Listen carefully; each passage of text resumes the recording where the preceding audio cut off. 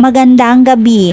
Ngayon po ay araw ng Huwebes, September 14, 2023. At narito na po ang resulta ng ating 9 PM draw para sa araw na ito.